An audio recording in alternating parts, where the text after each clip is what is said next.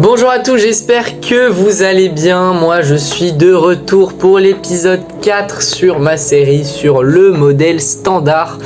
Et oui, donc voilà, là j'étais assez rapide. Et donc on va continuer sur cette lancée. Et si vous n'avez pas vu les 3 premiers épisodes, le lien est en description. Si vous voulez en savoir plus sur le modèle standard, le lien est aussi en description. Et donc si vous n'avez pas vu les vidéos, donc n'hésitez pas à les regarder, je vous attends.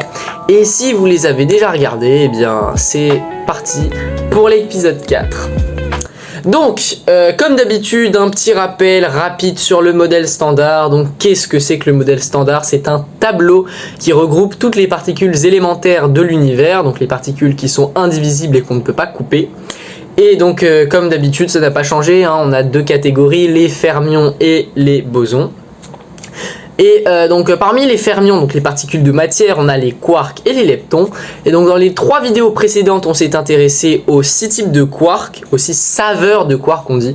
Et bah aujourd'hui, j'ai décidé de me lâcher puisqu'on va parler de tous les leptons. Oui, voilà, c'est bon, on va pas faire par paquet de 2, cette fois-ci on fait tous les leptons. Et donc voilà, déjà petit rappel, les fermions ont un spin fractionnaire. Et plus particulièrement, les quarks ont un spin de 1,5 et les leptons ont un spin de 1,5. Ouais, ça n'a pas changé. Mais du coup, vous allez me dire, c'est quoi la différence entre un quark et un lepton puisque les deux ont le même spin? Et bien en fait, la différence entre les deux, c'est que les quarks peuvent former des hadrons. Et les hadrons en fait c'est quoi? C'est genre justement quand il y a plusieurs quarks qui sont assemblés. Donc par exemple les protons ou les neutrons c'est des hadrons puisqu'il y a plusieurs quarks qui sont assemblés pour former une particule plus grosse. Et ça c'est impossible pour les leptons. C'est à dire que tu as plusieurs leptons que tu mets ensemble, ça peut pas former une particule, un hadron en plus. Et donc on dit donc que les quarks sont sensibles à l'interaction forte, ce qui n'est pas le cas des leptons.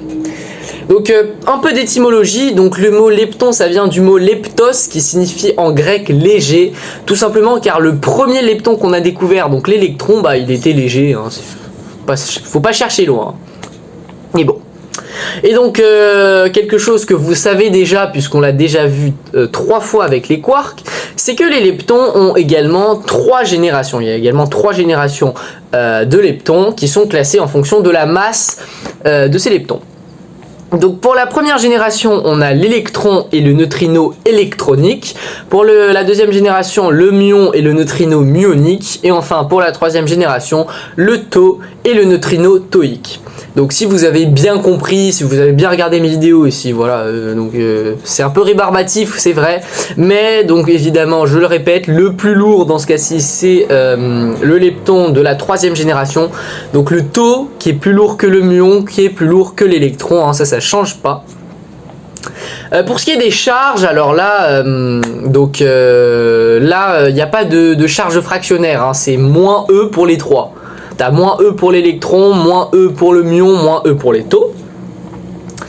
Et maintenant, je vais parler de l'histoire de la découverte de chacun de ces 3 particules des leptons.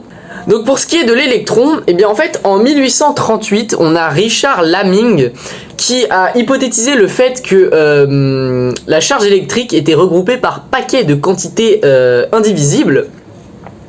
Et donc c'est Joseph John Thomson qui découvre pour la première fois l'électron en 1897. Alors quand je dis ça, c'est peut-être un peu un mensonge parce qu'en fait on l'avait un peu entre guillemets découvert avant, puisqu'en 1895 on savait déjà que l'électron était une particule grâce à Jean Perrin, donc un physicien français. Mais en fait, on attribue la découverte de l'électron à Thomson puisque il a réussi à faire une estimation de la charge de l'électron ainsi que de sa masse. Et donc au départ, Thomson dit que la masse de l'électron est environ 1 millième, c'est 1 millième de fois la masse de l'hydrogène, donc c'est vraiment très très petit.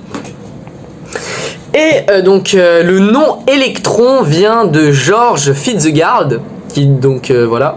Sauf que en fait ce nom a été déjà proposé avant par George Stoney, mais il a été repris parce que au début on trouvait pas ça cool, on disait électro c'est nul.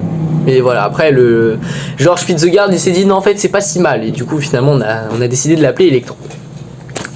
Pour le muon, donc il a été découvert en 1936 par Carl Anderson au Caltech. Et donc lui avec son équipe, il était en train d'étudier les rayons cosmiques. Et donc à un moment, il va remarquer des particules dont la trajectoire s'incurvait lorsqu'il y avait un champ magnétique qui était proposé. Sauf que cette incurvation était moins forte que pour l'électron, mais était plus forte que pour les protons. Et donc c'est grâce à ça qu'on a pu découvrir donc une particule, et donc grâce à cette incurvation on a pu savoir que la masse de cette particule était comprise entre la masse de l'électron et du proton. Au départ on l'a appelé le mésotron, qui vient de... donc l'étymologie ça vient de méso en grec qui signifie intermédiaire. Sauf que mésotron c'est trop long, donc finalement on l'a appelé méson mu au départ. Sauf que en fait les mésons c'était des particules qui avaient une masse intermédiaire, c'est pour ça qu'on les appelait les mésons. Sauf qu'en fait justement juste après on a découvert plein d'autres mésons. Et le problème c'est que le méson mu ne faisait pas partie de ces mésons, c'était pas vraiment la même chose. Donc finalement on a décidé de le renommer muon. Donc alors pour l'histoire du tau c'est vraiment beaucoup plus rapide, hein. C'est juste en 1976 il a été découvert par Martin Lewis Pearl. Et il a découvert que le tau avait une durée de vie assez faible et que sa masse était supérieure à la masse des autres leptons. Voilà. Donc pour ce qui est des antiparticules, alors pour les trois leptons, il n'y a pas de surprise, hein. Pour l'électron, c'est l'anti-électron, pour le muon, c'est l'anti-muon, pour le tau, c'est l'anti-tau. Voilà. Et bah non, et je vous ai troll, et bah non, c'est pas ça, parce que sinon ce serait trop simple. Enfin, c'est pas ça, c'est partiellement vrai. Pour l'électron, on l'appelle anti-électron, mais c'est pas la notation, enfin pas le nom qu'on lui attribue normalement. Genre tu vas te dire anti-électron à un physicien, il va te regarder bizarrement. Non, l'anti-électron, on l'appelle le positron. Voilà, juste voilà. Et donc, comme vous l'avez deviné, la charge de ces trois particules est de plus E, puisque la charge des trois particules de base c'est moins E. Voilà. Sauf que, si vous êtes un peu observateur, je vous ai dit au départ qu'il y avait 6 leptons. Et là, je vous en ai parlé que de 3. Et alors, les 3 autres, les 3 neutrinos, on en fait quoi? Et ben, je vais vous en parler maintenant. Parce que, du coup, je vous ai dit qu'il y avait les neutrinos électroniques, muoniques et tauiques. Bah, pourquoi? Pourquoi on a donné le même nom à ces neutrinos qu'à leurs leptons associés? Pourquoi on n'a pas donné un nom différent? Et ben, c'est ce que je vais vous parler aujourd'hui. Donc les leptons sont associés à des neutrinos. Et donc ces neutrinos, ce qu'il faut savoir, c'est que leur existence a été postulée en 1930 par quelqu'un d'assez connu. Donc c'est Wolfgang Pauli qui a notamment donné son nom au principe d'exclusion. Voilà. Et donc cette existence a été postulée pour expliquer le spectre continu de la désintégration bêta. Donc sans rentrer dans les détails, c'est juste en gros il y avait un truc radioactif et il y avait un truc qui allait pas. Et Pauli a hypothétisé donc ces neutrinos pour expliquer cela. Et donc au départ, il pense que les neutrinos sont sans charge et il estime leur masse à environ 100 fois moins que la taille du proton. Donc alors, oui, c'est vrai, le neutrino n'a pas de charge et il a une masse très faible. Mais bon, donc ça je vais vous en parler un peu plus après. Eduardo Amaldi va donner le nom neutrino à ces particules, puisqu'en fait au début on voulait les appeler neutrons. Sauf que lorsqu'on a découvert le neutron, on s'est dit non, du coup on va pas les appeler neutrons. Et ce mec il s'est dit mais si on l'appelait petit neutron, parce que c'est petit et c'est un neutron. Voilà. Et donc petit neutron en italien ça donne neutrino et donc on l'appelait neutrino. Voilà. Et donc c'était une hypothèse au départ, et il a été découvert expérimentalement en 1956 par Frédéric Wren et Clyde Cowan. Et donc en réalité c'est l'antineutrino électronique qui a été découvert en premier. Ouais, c'était pas le neutrino, c'était l'antineutrino qu'on a découvert en premier. Me demandez pas pourquoi, mais c'est comme ça. En 1962, donc Léon Lederman, Melvin Schwartz et Jack Steinberger découvrent le neutrino muonique. Et enfin, en 1978, Martin Lewis Perl, dont je vous ai parlé tout à l'heure, va prédire le neutrino toïque. Il s'est dit, bah il y a un neutrino pour les 2 premiers leptons, pourquoi pas pour le 3e. Et donc finalement, il sera découvert en 2000 avec l'expérience Donut. Voilà. Pourquoi Donut ? Eh bien voici l'anagramme qui est écrit ici. Et ben vous voyez bien qu'ils n'ont pas eu beaucoup d'inspi. Hein. Mais en vrai Donut, ouais, c'est stylé. Et donc en 1998, il y a quelque chose qui a été découvert sur les neutrinos, c'est ce qu'on appelle l'oscillation des neutrinos. Alors qu'est-ce que ça veut dire ? Eh bien écoutez bien, puisque on a un neutrino électronique, on l'a découvert, voilà, on a vu un neutrino électronique. On le regarde après, on voit que c'est plus un neutrino électronique, c'est un neutrino muonique. Le mec il a changé, genre, il a changé de saveur comme toi tu changes de vêtements, genre. Ouais, vraiment il a changé de saveur.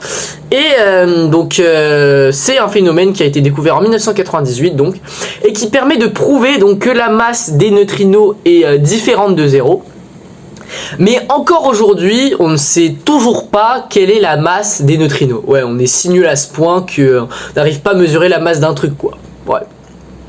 Après, il faut savoir que les neutrinos, c'est quelque chose quand même qu'on peut pas détecter, enfin genre vraiment qui sont très difficiles à détecter. Dites-vous que là, en ce moment, il y a des milliards de neutrinos qui vous traversent chaque seconde et vous le sentez pas. Genre là, je me fais traverser par des neutrinos, par beaucoup de neutrinos. Vous les voyez ? Non.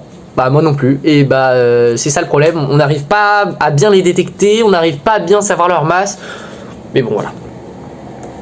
Et donc pourquoi, donc la question que je vous ai posée tout à l'heure, pourquoi on les appelle neutrinos électroniques, muoniques et toïques ?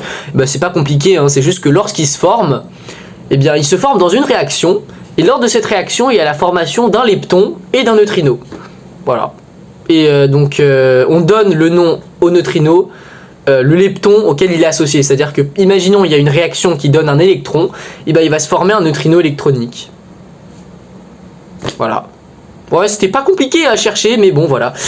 Bah, en 12 minutes, en 13 minutes, j'ai réussi à parler de tous les leptons. Alors oui, là, c'était une vidéo bien plus longue, mais évidemment, c'est logique, puisque j'ai parlé de beaucoup plus de trucs. Et donc, si cette vidéo vous a plu, n'hésitez pas à vous abonner, à activer la cloche et à mettre un pouce bleu. Et donc, bah, moi, je vous revois pour l'épisode 5, et je vous dis à très vite. Ciao, ciao.